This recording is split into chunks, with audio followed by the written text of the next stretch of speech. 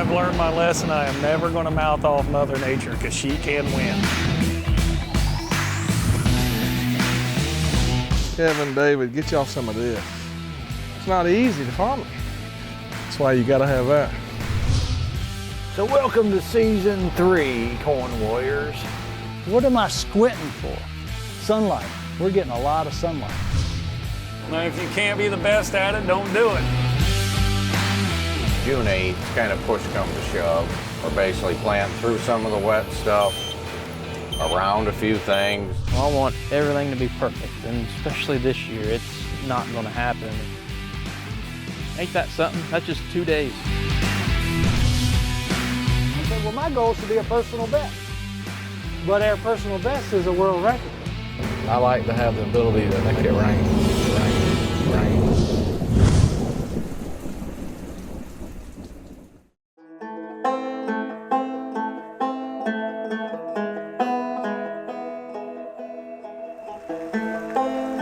The whole spring and summer flooding that we've had, guess what? We lost basically 100% of that, what we had planted. So, you know, we're sitting with maybe only a third of our acres that's going to be harvestable, and a third of that, let's just call it like it is, looks like shit.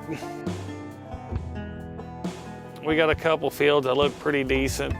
I don't care what management you do, you sit there with the soil saturated for so long. I don't know how many people are going to say they can even have an average crop with good weather on through. But, you know, for guys that's going out there and throwing fertilizer out there and not pulling tissue samples, you're 100% guessing. I don't care what you say.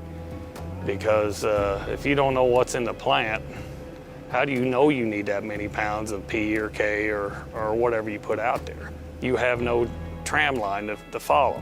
We read our tissue samples. We know as of right now that we don't have the yield potential what we had last year and the year before because of our tissue samples. On the grain markets, from what I see around here and what I hear, the USDA is way off. I don't know if USDA don't know it or they won't admit it, but there is a serious issue going on out there in the Corn Belt. Like I said, you know, we probably talked to 70, 80 growers so far this year, and the corn's not there. And what is there don't look even, you know, don't look good, is young, it's way behind. Well, you're talking 120 plus days, you know, that's unreal. You'd have that many days, you got fields that you couldn't even get in to plant. That's what's Good, fuel in, stagger around, put fuel in it. I'm good with the stagger.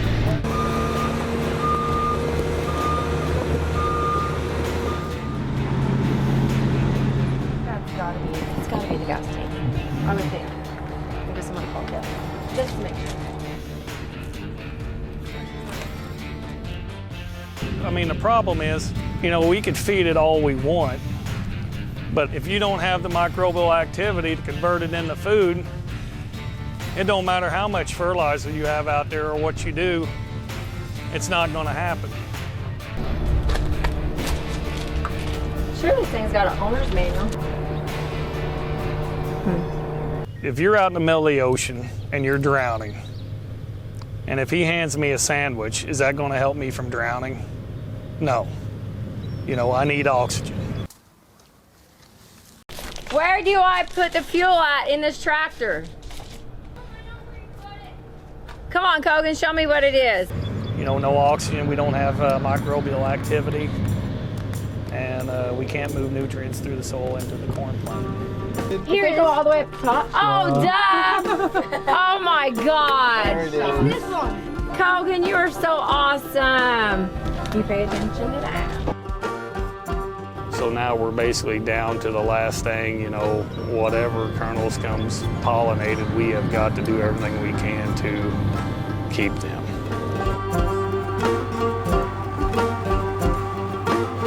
If not, you know, down goes Spartacus. I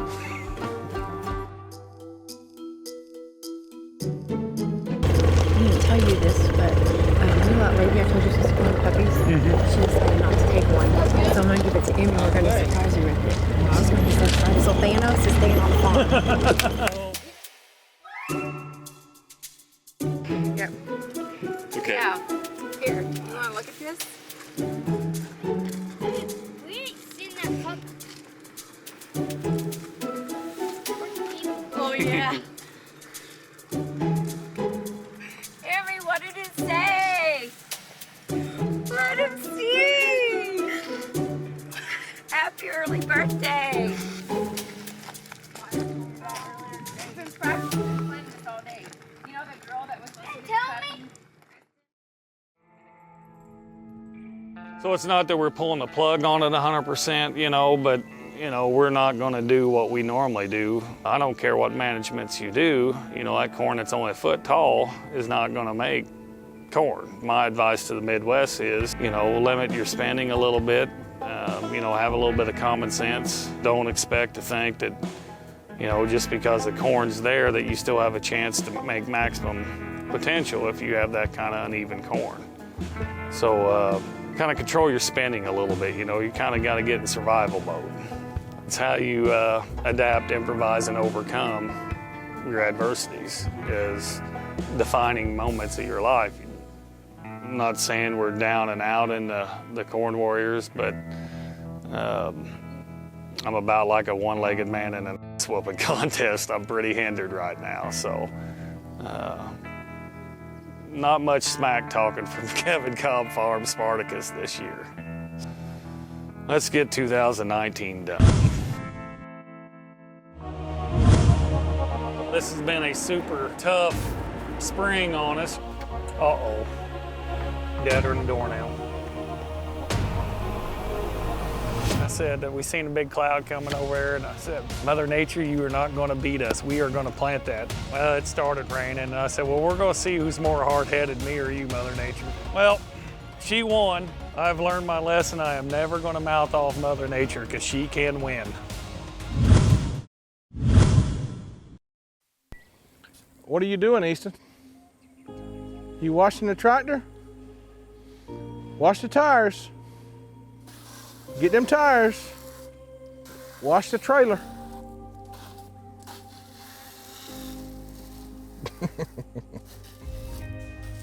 Here, do it right there. Wash it right there. All right, you ready to ride it? You're not ready to ride it? What you want to do? You want to do it right there. You want to get that dirt off of it right there? Okay, wash it.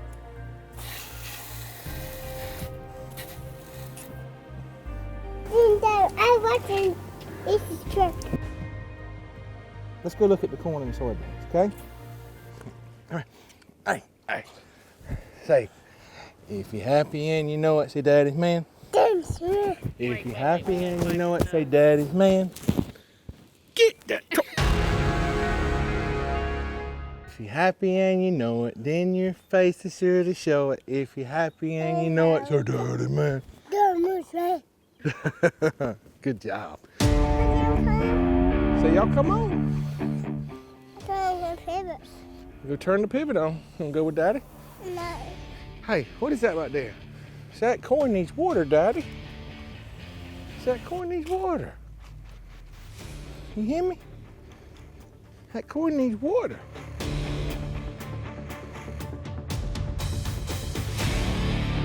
Okay, you're gonna make 300 bushel of corn, then how much of each nutrient does it take?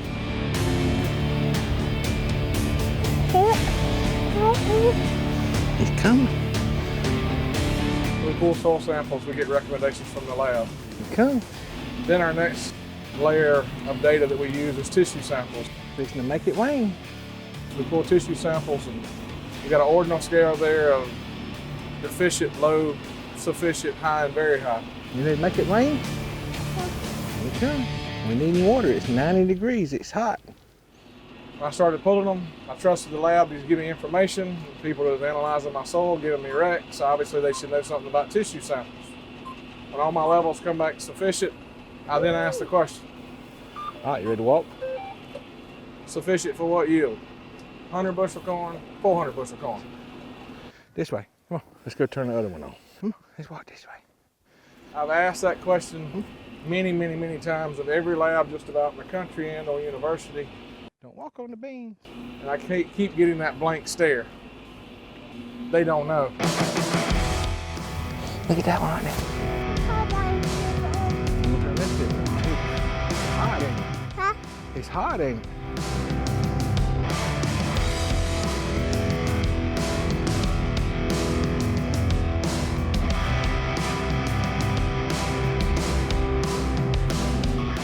But there's been one specific lab.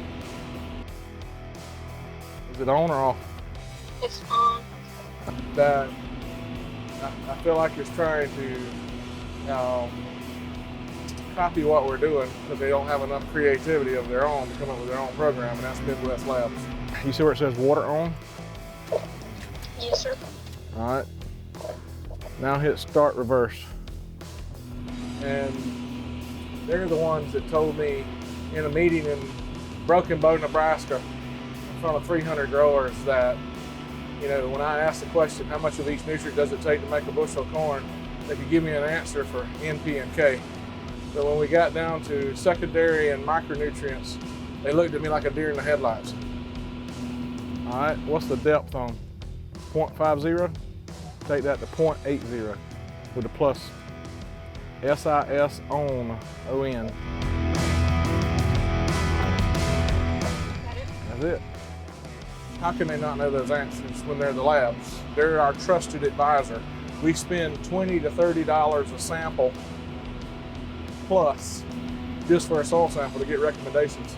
How can we ask a lab, any lab, how much it takes to make a bushel of corn when they don't grow corn for a living and they don't make the yields and they've never farmed and they've never had to depend on their bottom line on the yields they make?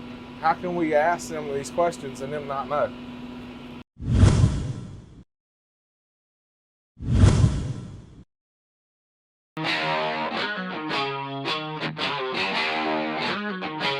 We got so much going on this time of year. We're pushing wheat along a little earlier than what we should because I'm wanting to finish my corn acres double cropping after the wheat. We cut one load, it's a little too wet. We're gonna try again today. Wheat's a real pain in the ass. I got Kicks. He likes to climb on things and get way ahead of everything. He's helping me. He's my youngest. And then Dallas is around here somewhere. He's 13. He's been a great help. Yeah, got a heck of a team. How much is left? Let me shut it first. All right. Now, how can you spend summer vacation having any more fun than that? All right, go look at some corn. I was gonna pick Nikki up. Take Nikki and the boys out there. Dallas, come on. You're going with us. Let's roll, man. This field here was planted May 8th. We got a contest trial out here. I got two different varieties. We got 6499 on one side of the road and 64432, a new one from AgriGold on the west side here. You know, the thing with AgriGold is you're somebody to them. These big companies, you're just a number. I mean, ever since we've started with AgriGold, it's been like a family relationship, you know? Just great supporters. This year, we struggled with emergence almost everywhere, getting that even emergence. This is one of my better fields, but still, it's not perfect. Everything else, I mean, really struggled with the weather we had, but this one's gonna be all right. Let's go check her out. Kicks, put your Mountain Dew up, man. Sure, you can walk a field without Mountain Dew. I want everything to be perfect, and especially this year, it's not gonna happen, and it's been tough, you know, to deal with that, but that's just what we're dealt with. We struggled with compaction so bad this year. We're so uneven in spots. Anywhere that the planter ran, planter tractor, spreader truck, still Calvaire tractor, it's all compaction. We're seeing everything this year. Good singulation, right? We're just shy of V8 now. We're 700 GDUs. The conditions definitely weren't right when we planted this, but our windows were so short. I wanted to try to push the envelope. So this was planted May 8th. Since then, I really ain't had no better window until now. And here we are going into mid-June, and I'm glad I planted it when I did, even though with the struggles I got out here, I think it's going to outweigh the option of a later corn. So I think we'll be all right. Out here? Yeah, we're doing weekly tissue test. Nikki's doing the weekly tissue test. That's what she does. And she usually pulls every Monday. We've done a couple different foliar shots out here. Played with some PGRs this year that I've never really played with before, and we're not going into them too heavy yet. We're still kind of scares me with some of them PGRs. So we've got some side-by-sides with them, and hopefully we can learn something from that.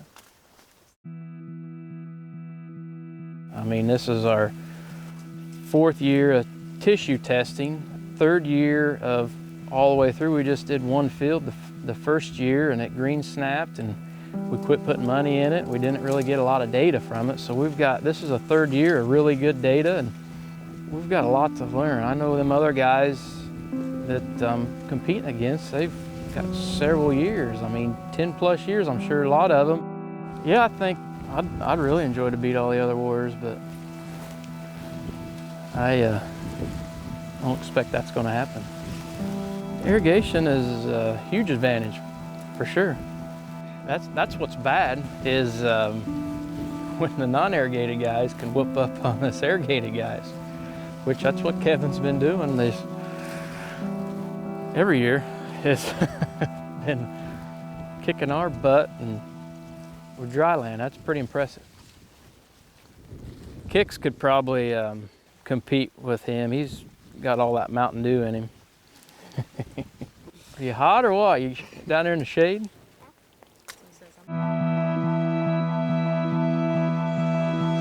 So this field sucks. I don't even know what GDUs are out here. I don't even look at this one. So I had high hopes for this field, and we've been planning for this field all winter long. So I've been really particular, waiting on it to dry. I mean, I could have worked it when I planted behind my house, and I'm like, no, I'm gonna give it more time. Well, we just kept getting rain, kept getting rain.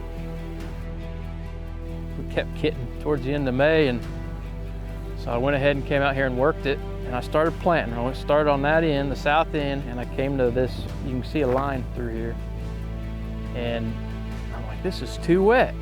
So I waited 2 more days, and it dried out. I felt like, you know, it was good to go, and I planted it. And I mean, we got a beating rain 2 days after that. And where I thought it was too wet, it looks beautiful. And where I was more patient and waited, looks like crap.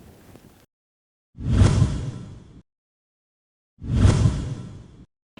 you go back to the law of the minimum, each nutrient is very important. Everybody's focused on NP and K. We don't want any nutrient to be our limiting factor. So I asked one more question. We pull tissue samples. All that matters is what's in the plant. It's got to get it from the soil. But all that matters is what's in the plant. We can foliar feed to get some through the leaves, but we ultimately depend on the heavy lifting coming from nutrition from the soil. So if all that matters is what's in the plant, we then need a measure to measure what's in the plant. That's called a tissue sample. So we pull those tissue samples, we send them to those same labs that charge us $25 to $30 per soil sample. When there's people in the country that charge for 1 acre grids $10 a sample, and they pull the sample for the grower. Just lock it up. Do you remember to tap the screen or the blue box before you grabbed it? I did. All right, good job. And I said, you got an ordinal scale, everything comes back sufficient. Is that good for 100 bushel corn, 400 bushel corn? And the man, the supervisor there says, and I quote, "We never see yield, we don't know." Well, at least he had the balls to say, we don't know. But we pay $20 to $25 per tissue sample, For them to say it's sufficient and they can't tell us if it's for the yield goal we covet, Houston, we got a problem. They're not the only one, but they picked the fight. They picked the fight with Next Level, and I'll be frank, it's rubbed me the wrong way. So as Bugs Bunny would say, of course you know this means war.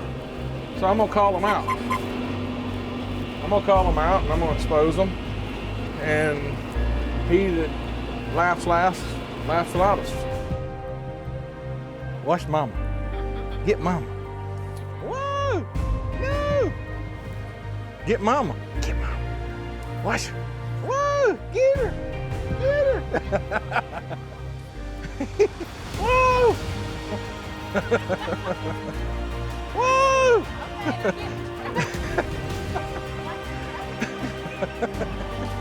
Just cause you can doesn't mean you should.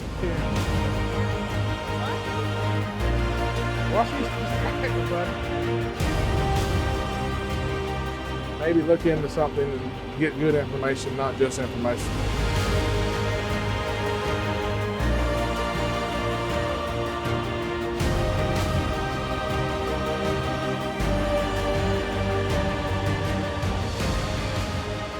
Be a better student of the crop. Understand where your yield is being lost and where it's being captured.